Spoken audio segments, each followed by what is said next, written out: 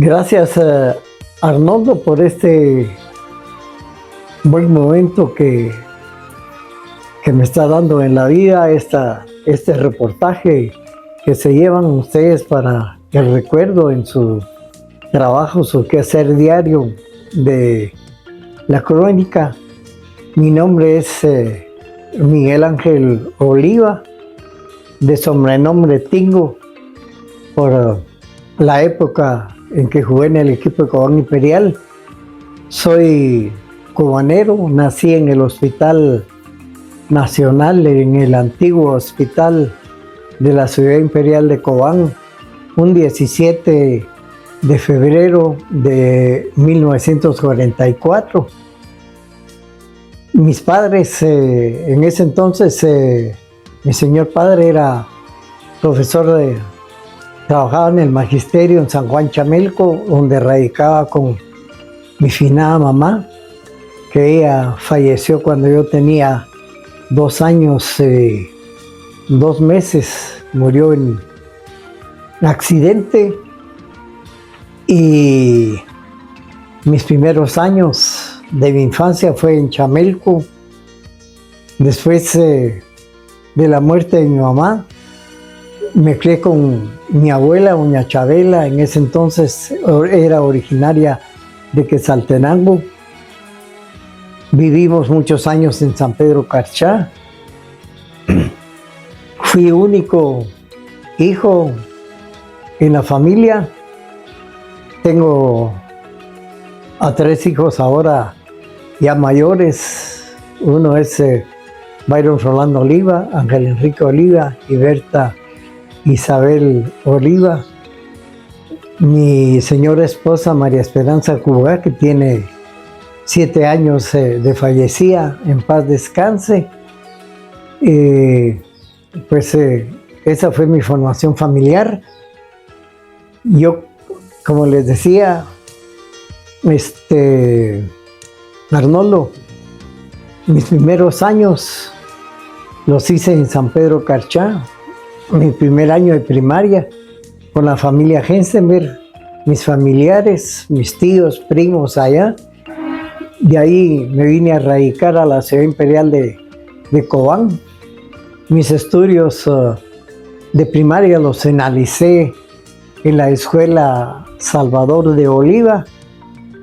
Estudios de secundaria los hice en aquel entonces en el Instituto Nocturno Francisco Marroquín, que estaba en el convento de la Ciudad Imperial de Cobán. Y ahí pues fue haciendo mi formación. Ya cuando llegué a la edad en que tenía que trabajar, lo hice solo en una institución del gobierno, donde a Dios gracias ahora estoy jubilado. En obras públicas trabajé 32 años en obras públicas, primero en planilla, después presupuestado. Fueron 32 años consecutivos para alcanzar con mucha honestidad una jubilación que más o menos pues, nos mantiene hoy en día. Bien, como deportista sería en partes, porque la primera parte fue ya como jugador de fútbol. Yo ya trabajaba en obras públicas a la edad de 17 años. Empecé a destacar en el fútbol como portero. Fui llamado, iba a jugar con obras públicas porque esa fue una de las primeras razones que me dieron trabajo en obras, para que jugara en el equipo de obras públicas. Pero ya mis condiciones que estaba mostrando, fui llamado a las filas del equipo de Cobán Imperial apenas con 17 años y llegué a integrar el equipo cobanero durante 10 años. 2 años en la mayor, 8 años jugando ascensos, y tuve la dicha y la fortuna que el primer año que hice en el Cobán Imperial, juntamente con, en paz descanse, mi compañero de fórmula en la portería, Enrique Pacay, que en paz descanse. Compartíamos el arco con el Cobán Imperial. En 1963 se dio el famoso ascenso cuando derrotamos a Chichicaste 2-1 aquí en el estadio. En aquel tiempo existía la categoría A, que era la Liga Mayor, la categoría B, que era la Liga Segunda División o Primera División, como es actualmente el fútbol en Guatemala. Subimos a Cobán Imperial en una gran final en un mes de marzo de 1963. Ese equipo lo integraba su servidor, Enrique Pacay. Como jugadores estaban Héctor Santos Carías, Chivo Archila, Chiruco Chacón, Rolando Chacón, ya ellos fallecidos. Y la media cancha era integrada por Arnoldo Coy, Edetano Ibáñez, Valdemar Caal Rossi, que también ya fallecieron. Y adelante jugaba Januario Coy, Otía Sierra, Fito Ventura, el Chino Mus de San Cristóbal Verapaz, Emiliano Chen, que todavía vive. Otro de los defensas de Cobán Imperial fue Chofo Rivera. De esa camada de jugadores, los más antiguos, ya solo queda su servidor vivo, Chofo Rivera y Emiliano Chen. Todos los demás que mencioné ya están descansando en la eternidad. Y así a grandes rasgos de Cobán Imperial, pues fueron 10 valiosos años, 12 en la mayor, 8 en ascensos. Un ascenso que perdimos contra Palo Gordo en el Estadio del Ejército, si no estoy mal, por ahí por 1967-68. El último ascenso que perdimos jugando aquí en el Estadio de Verapaz fue en 1970, cuando Suchitepeques nos vino a ganar.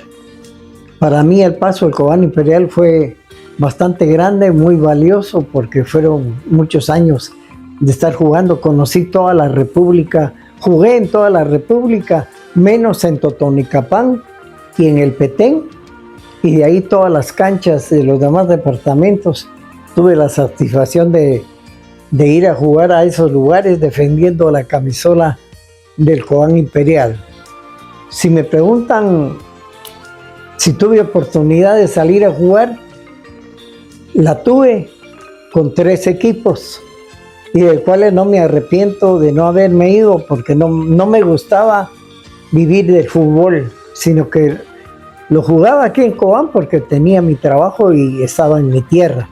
Pero tuve propuestas de tipografía nacional, famoso equipo de la tipografía, para ir a jugar a Guatemala.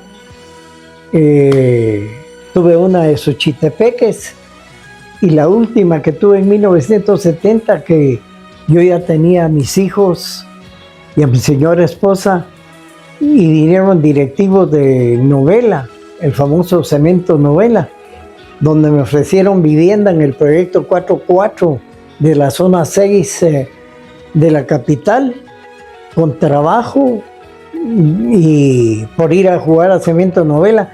Fue la oferta más fuerte que tuve, pero no la quise aceptar, porque la verdad que nunca quise salir de Cobán, y no me arrepiento, porque estoy disfrutando todavía de mi vida y de aquellos tiempos aquí en mi tierra natal. Todo era por amor a la camisola. No ganamos un solo centavo en el Cobán Imperial. Lo único que nos daba el equipo era la camisola. A mí me daban el sudadero, y así fue como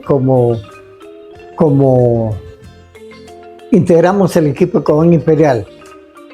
En la época de nosotros, los únicos que tuvieron sueldo, pero ya fue casi en las últimas, fue el director técnico, el famoso chileno Jaime Ormazábal, que fue un gran entrenador, un gran maestro, y de jugadores, José Zulantay, no sé si ustedes llegaron algún día a escuchar, un jugador muy valioso, y un hondureño de apellido Díaz.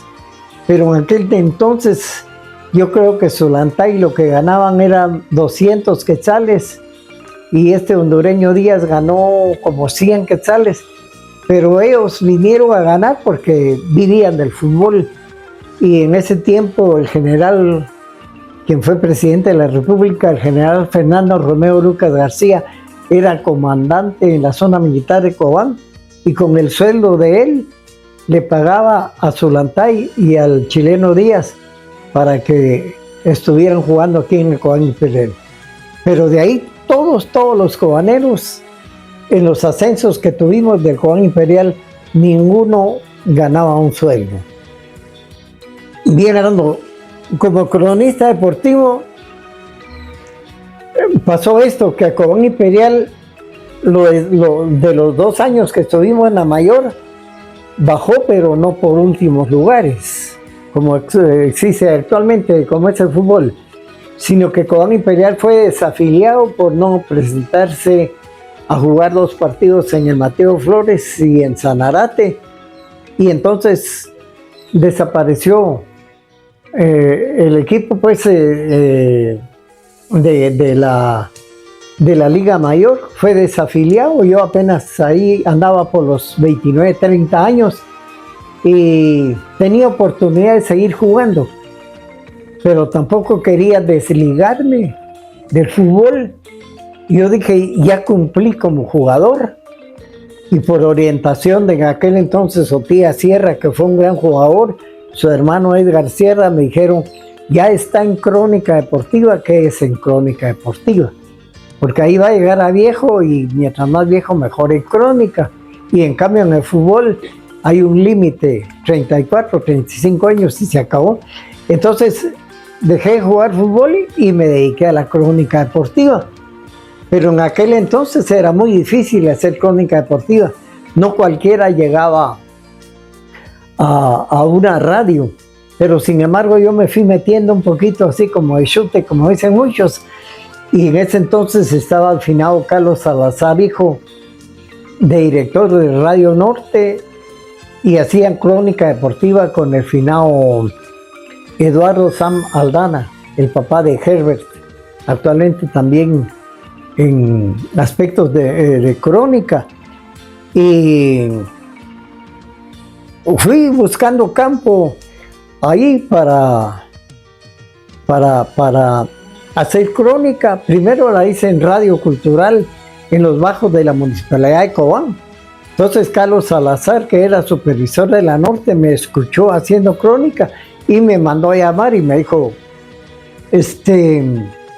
veo que le gusta la Crónica Deportiva, trabaja aquí con nosotros, y fueron metiendo al rollo de Radio Norte. Entonces teníamos un noticiero con Crisol Deportivo. Ahí Ricardo Rey lo conocí, hicimos Crónica Deportiva con él 45 años. Antes que llegara Ricardo, tuve a un muchacho conmigo que se llamaba de apellido Mayus, que ahora es profesional en Guatemala. Y hicimos, me fui enrolando en la Crónica Deportiva en el 9º campeonato de básquetbol, famoso campeonato aquí en Cobán. Me dijeron que si quería narrar básquetbol, empecé a narrar básquetbol. A Dios gracias, califiqué en buenos momentos, porque después la empresa de Radio Norte, don Guillermo Alcázar, que en paz descanse, me llevó a un centroamericano que se jugó en la ciudad capital, y ahí tuve la oportunidad de ir al Campeonato Nacional de Básquetbol de Mazatenango al año en que se jugó el 9º aquí, y allá fue mi gran sorpresa que yo fui el narrador junto con un antigüeño que ya falleció, pero nuestro comentarista era un gran cronista deportivo italiano, si muchos recordarán a don Mario Ferretti, que trabajó para emisoras en La Fabulosa en aquel entonces. De ahí me fui a los Juegos Deportivos Nacionales de Antigua Guatemala con Radio Cadena Maya. Ahí con Radio Cadena Maya estaba César Quesada, César Mancía, don Mario Ferretti, un señor cronista de apellido Morales de Chiquimula, que era muy conocido. Hicimos un gran grupo de trabajo y transmitimos básquetbol, voleibol, atletismo, cada quien en su rama. A mí me nombraron para básquetbol y también en voleibol. Pero un poquito antes de eso tuve una bonita experiencia, que en aquel entonces el que hacía crónica deportiva, no cualquiera lo hacía, porque tenía que pasar uno por exámenes en Radio Nacional TGW. Fui a Radio Nacional. Cuando yo llegué, había un grupo de muchos departamentos, habían de aquí de Cobán también, y cuando tuve la oportunidad, tuve la suerte que el director ya tenía referencias mías y me dijo: usted no va a pasar al examen. De una vez me dieron mi certificación donde me autorizaban que yo podía ejercer el trabajo de cronista deportivo. Y después de eso, entonces fui llamado por Radio Nacional TGW a cubrir 8 días del Campeonato Nacional de Básquetbol de Escuintla, el de Chiquimula y también el de Puerto Barrios. Y tenía yo como comentarista en ese entonces a un gran cronista deportivo internacional como fue Sammy Monterroso Mirón. Fui corresponsal de él también en un programa que era catedrático del deporte en Radio Fabulosa, y así me fui encaminando y tuve la dicha en la crónica deportiva en los 45 años de cubrir en helicóptero con Radio Norte los desfiles de bienvenida de los atletas de la carrera internacional y también el recorrido de Cobán, Carchá, Cobán. Muy bonita experiencia en el helicóptero, compartiendo con Juan Luis González de Gasolinera El Puente Nuevo, con él y el piloto. Fue una gran experiencia que yo viví, y una de las más grandes también cuando Radio Norte, a través de su gerente general de Corporación Radial del Norte, Raúl Nájera, cubrí las eliminatorias de la Copa del Mundo de Alemania, creo que fue 2006 por ahí, cuando fue la eliminatoria del Mundial de Alemania. Fui a cubrir el partido de Guatemala-Panamá, allá en Panamá, en el Rommel Fernández, cuando empataron 0-0. Fui a los Estados Unidos, a Atlanta, al estado de Birmingham, donde Guatemala fue a perder con Estados Unidos 2-0, y el partido en el Ricardo Saprissa de Costa Rica, aquel 3-2, aquel famoso gol de Wanchop, que anotó sobre los últimos 13 segundos el 3-2 en que Costa Rica eliminó a Guatemala. Fueron experiencias que yo viví en la crónica deportiva en mis 45 años que hice crónica deportiva con Ricardo Rey, en aquellos tiempos que eran difíciles, porque hoy en día, pues si me disculpan, todos hacen crónica deportiva, pero así la de nosotros se escribía la noticia en aquel entonces, hacíamos editoriales y encabezábamos la noticia con los titulares hechos a máquina. No era simplemente hacer crónica deportiva, agarrar el micrófono y hablar lo que nos salía en ese momento. Pero fueron muy buenas experiencias. He tenido bastantes pergaminos y reconocimientos que me hicieron. Yo no tuve, no sé, tal vez fui un poquito desordenado, pero casi aproximadamente tuve en mi vida como unos 25 reconocimientos como plaquetas del club de tiro. En el fútbol, la liga de la primera división del fútbol de Guatemala me hizo un reconocimiento en la ciudad capital, y todas esas cosas las he guardado, estarán en algún rincón. No tuve la paciencia de buscar lugar aquí en la sala, más que las fotografías de mi finada esposa. En ese sentido sí fui desordenado, pero sí tuve muchas satisfacciones en reconocimientos que me hicieron muchas instituciones. Bueno, yo creo que antes de la bolita de cristal lo que pasó fue la sección de los espiniazos, porque eso se hizo casi durante toda la historia de mi crónica deportiva. La bolita de cristal vino después. La sección de los espiniazos se debió a que en ese entonces, en el 70, cuando empecé a hacer radio, don Carlos Salazar Rijo era supervisor de Radio Norte, pero supervisor de Mazatenango, Pajapita, San Marcos, de las emisoras de los Alcázar. Y cuando él venía a supervisar Cobán, oía el noticiero, y en una ocasión se sentó conmigo y me dijo: su programa está bien, está un poco serio, la seriedad es buena, me dijo, pero pongámosle un poquito de salsa y sabor, como decir, para ir terminando el programa diario. Invéntese algo por ahí, me dijo. Entonces fue cuando en aquel entonces había un locutor muy famoso de apellido Archila, Julio Archila creo que le llamaban. Él tenía una cosita así redonda como un chinchín, porque tenía un programa infantil de niños. Y de ahí él me regaló chinchín, me dijo: mira, para tu sección de broma que vas a sacar, ¿cómo le vas a poner? Le puse espinillazos. Y cuando vino el supervisor Carlos Salazar me dijo: qué bien lo que pensó, espinillazos está bueno. Y en cada puntadita que hacíamos del programa, hacíamos sonar el chinchín. Esa fue la sección de los espinillazos.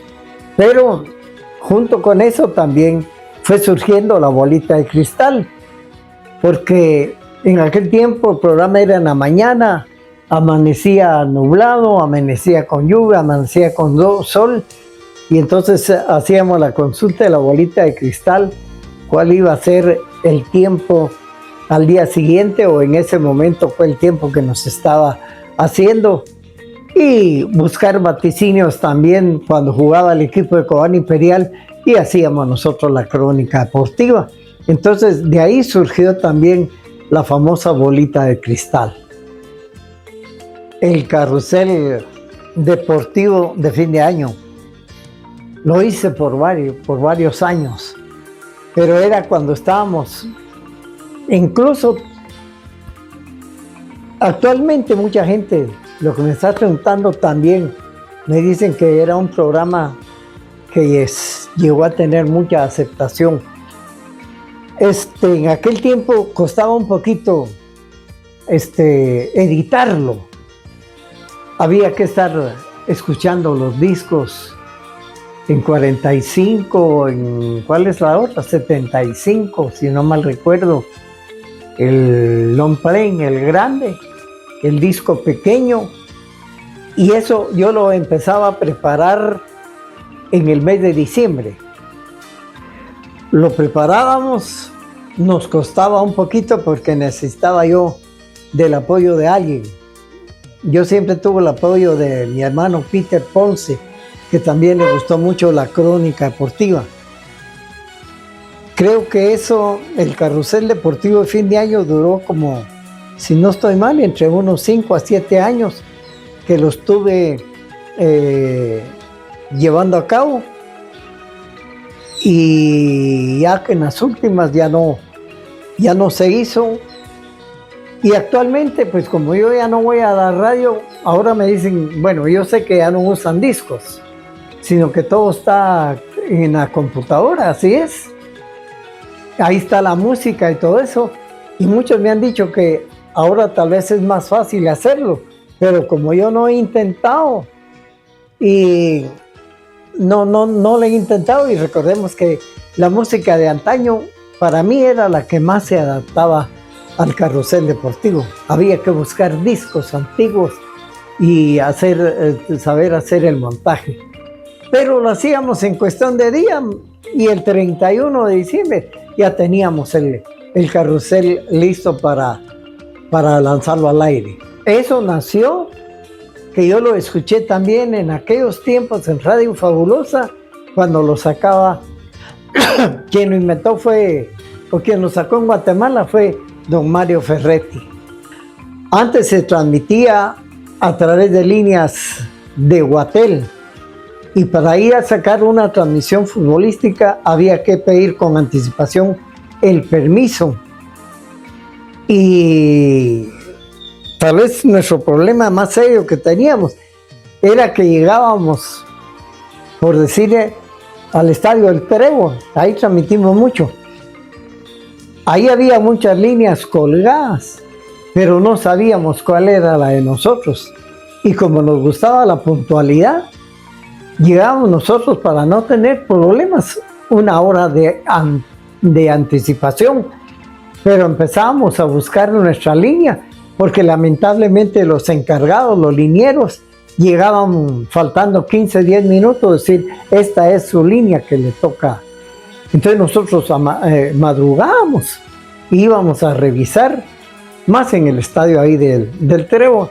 Ahora, cuando era en la provincia, pues eran ya pocas las líneas, y ahora a veces encontraba uno aquello de que muy atentos los linieros ya nos tenían la línea con un pequeño rótulo, un papelito ahí, decía Radio Norte, Radio Cobán. Bueno, primero saber seleccionar la rama, porque la rama que digamos, si es periodismo deportivo, en lo deportivo. Porque yo tuve aquello de que me dediqué a la crónica deportiva. Yo nunca saqué un programa musical porque sabía que no había nacido para eso. Un programa de conducir un programa en público que no fuera deportivo, nunca me gustó. Me invitaron para esas ramas, pero no. Yo supe escoger lo que quería: el atletismo, el básquetbol y el voleibol.